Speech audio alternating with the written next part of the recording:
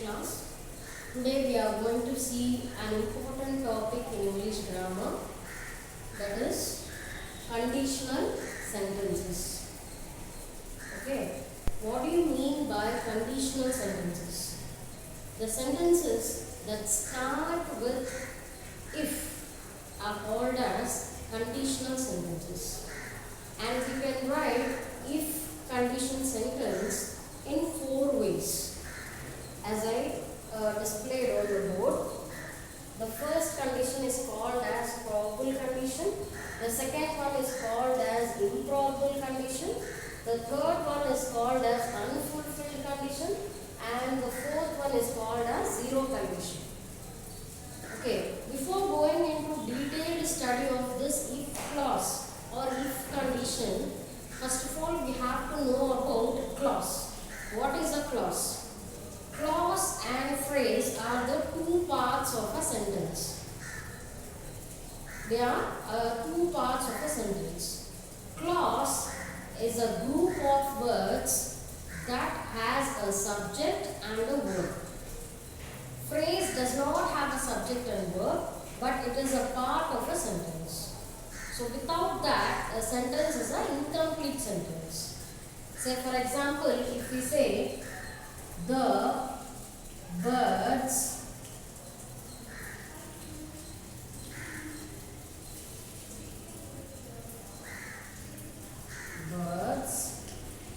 fly. Okay, so what is the subject here? Birds. And what is a verb here? Action. It is fly. So this is we have one subject and we have one verb, and it makes one clause. And what is a phrase? A phrase doesn't have a subject and verb, but it is a part of a sentence. Say for example, in the sky. In the sky, on the table, under the table, okay, in the ground, under the bench, okay. So this sentence which does not have a subject and which does not have a verb, this is called as phrase.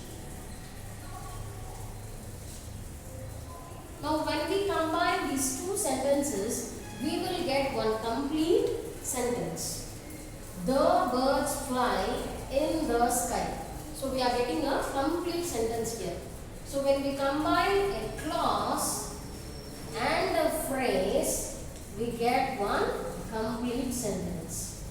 Without the phrase, the clause is also incomplete. Without the clause, the phrase is also incomplete.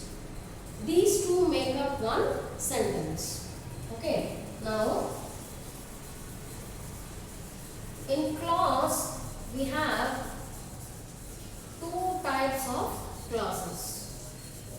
Clause can be written in two ways: main clause and subordinate clause. What is a main clause and what is a subordinate clause? Here, you can just see the first example I have written here. If you work hard, you will win the race. So, whatever the sentence starts with a conjunction. What is a conjunction here? If is a conjunction. Okay. Now, if, but, so, as, since, neither, either, although, though, all these are conjunctions. If the sentence starts with a conjunction, then that sentence is called as subordinate clause. Okay, that sentence is called as subordinate clause. And the sentence which starts with a subject, is called as the main clause. See in the second sentence, you will win the race. So here you is subject. Okay, you is subject. So if the sentence starts with subject, then it is main clause. Okay, subordinate clause always depends on main clause to give a complete meaning. Okay, that's why it is called as independent. That's why it is called as the dependent clause. clause, because it always depends on the main clause to give a complete meaning. Okay, then now see the first condition, probable condition. What is a probable condition structure, children? So as you learn tenses structures to form a correct sentence, how you by heart all the tenses structures, like that you have to by heart the if clause structures also. To write the if condition sentence correctly, you have to by heart all these structures.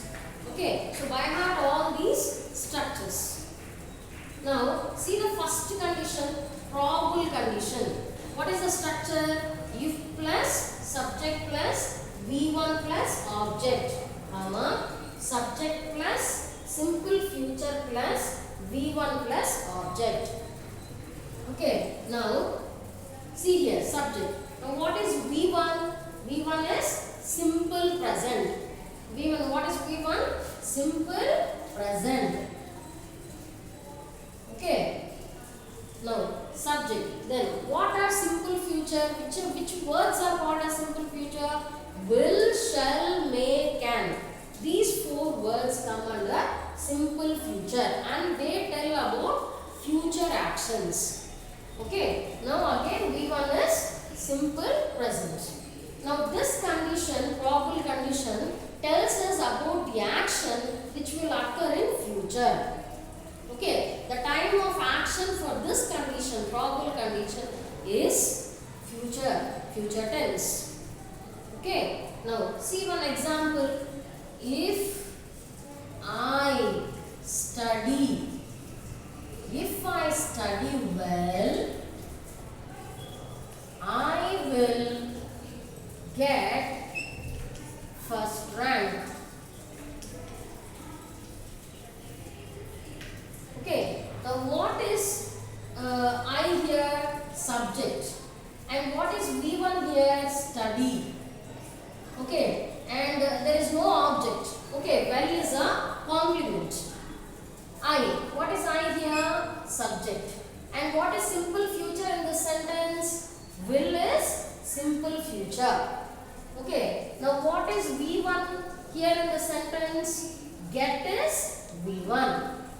Okay, so see the sentence, children. If I study well, I will get first rank. So it shows the future action. If you study well, you will get first rank. So it tells you about future action.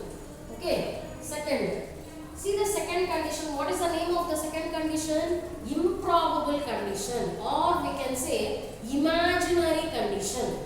So we have to imagine and think that it will happen. Okay. Now see an example. If I were a bird, so you have to imagine. Okay. If I were a bird, I would fly.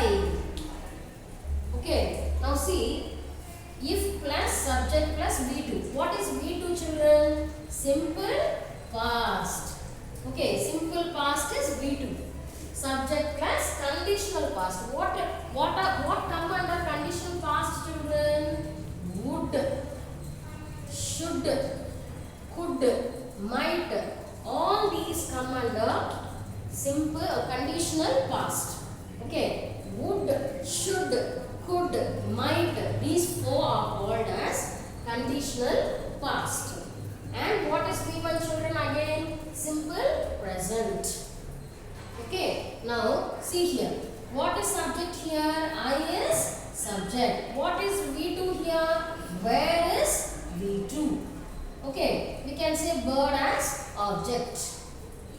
Then, in the second sentence, what is subject, children? I is subject. What is conditional past here? Would is conditional past.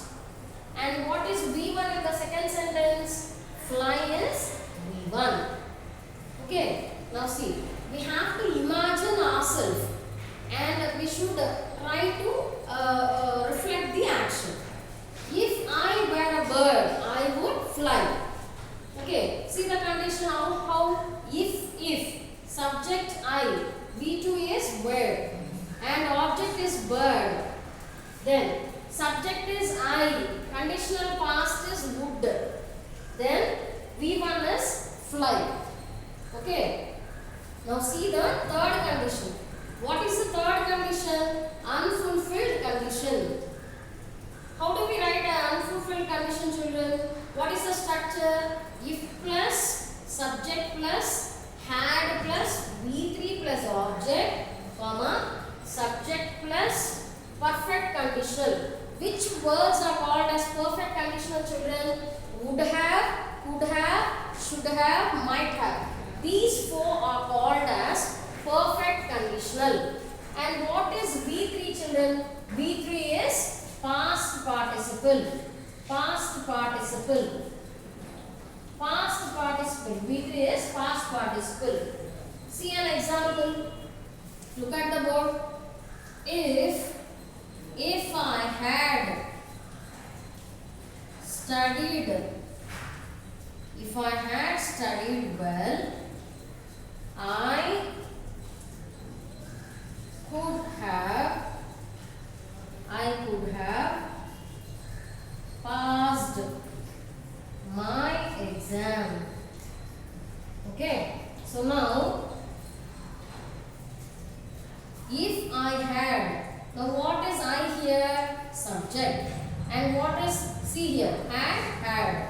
What is V3 in the sentence? Studied is V3. And what is subject here? I. And what is perfect conditional here? Could have. Could have is perfect conditional. And what is past here? Past is V3. Okay. So we this condition, third condition, unfulfilled condition, the time of action is past. Okay, it tells about past actions. Okay, which occurred in the past. See here, what is the structure? If plus subject plus had plus V3 plus object, comma, subject plus perfect conditional plus V3 plus object. Okay, see the last condition. What is the last condition, children? Zero condition. The zero condition is not connected to any time of action, present, past, future. It is not connected to any time, children, but it only states true facts. It only states true facts. Okay, what is there in the universe? What is happening in the universe? It only states true facts. Okay, say for example, if you melt ice, okay, it turns to water. Okay, or else you can write like this also. You can write, if you heat ice, it turns to water, or it turns into water. Okay. So if it rains, you get wet. Okay. So it states, the last condition states about true facts. Okay. And it is not connected to any time, past, present or future. Now, see this first example to me. If you work hard, you will win the race. Now, first part which always started with if. The first part is called as if clause or subordinate clause or dependent clause. Why it is called as dependent clause, children? Because it always depends on the main clause to give a complete meaning. Okay, the sentence which starts, the first part which starts with if clause is called as if clause, subordinate clause or dependent clause. And the second part which starts with the subject, it is called as independent clause, main clause or principal clause. Okay, now all the four types. How we can write if clause into four ways. How can we write if in four ways? So the four ways of writing if, the names of the four ways I have written on the board. Okay, and have you understood, children? Have you understood all the four? How to write? So if you want to write the sentence correctly, you have to by heart the structures, children. By heart these structures. If plus, subject plus, V1 plus object, comma, subject plus, simple future plus, V1 plus object. So like that you have to by heart it according to the condition. Okay, first you have to by heart like this. Probable condition, if plus subject plus V1 plus object, comma, subject plus simple future plus V1 plus object.